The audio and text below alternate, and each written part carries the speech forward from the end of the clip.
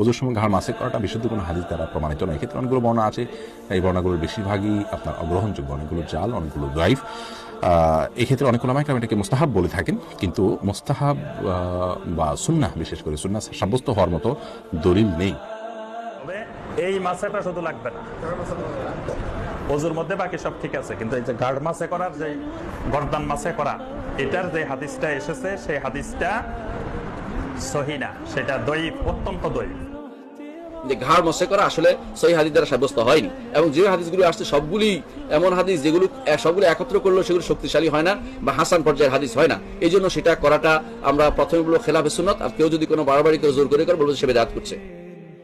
উজু একটি গুরুত্বপূর্ণ ইবাদত। আমরা অনেকে ঘাড় মাসা করতে দেখি। ঘাড় মাসা করার হাদিসটি জাল, ঘাড় মাসা করা বিদআত। ঘাড় মাসা করলে ওযু হবে না, সালাত হবে না। সাবধান থাকুন, ঘাড় মাসা করবেন না। ঘাড় মাসা করার প্রমাণ হাদিসটি জাল। ঘাড় মাসা বিদাত, ঘাড় মাসার হাদিস মওযু জাল, মাসহুর রাকাবাতে আমানুন মিনাল গিল্লে, হাদিস জাল, মিথ্যা হাদিস নয় রাসূলুল্লাহ সাল্লাল্লাহু আলাইহি ওয়াসাল্লামের। সুতরাং ঘাড় মাসা করবেন না, এই মাথা এরকম একটু এদিক থেকে করলেন আর এইভাবে একটা কাটিং দিলেন, এই কাটিং দিবেন না, বরং এই পুরা এরকম নিয়ে যাবেন, আবার ফিরিয়ে নিয়ে আসবেন। এটা হচ্ছে সুন্নতের তরিকা নবী করিম সাল্লাল্লাহু আলাইহি ওয়াসাল্লাম। বিদাত, বিদাতি উযু করলে উযুই হয় না, আর উযুই যদি না হয় তাহলে নামাজ কি করে হবে? সুতরাং এটি চারটে কথা নাই যে করলাম তো কি হইলো, এমন কি বা দোষ করলাম, এগুলো ভুল কথা। কারণ আপনার উযুটা ইবাদত, আর এই ইবাদতে যদি একটা বিদআত ঢুকে তাহলে সেই ইবাদতটা কি হয়ে যায়?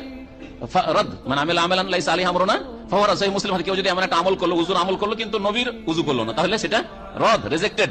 রিজেক্টেড উযু যখন রিজেক্টেড, তাহলে আপনি বিনা উযুতে আছেন, বিনা উযুতে যখন আছেন নামাজ পড়ছেন, নামাজ হবে? তাহলে এটা যেমন তেমন বিষয় হলো, ঘাড় মাসার বিষয়টা যেমন তেমন বিষয় না।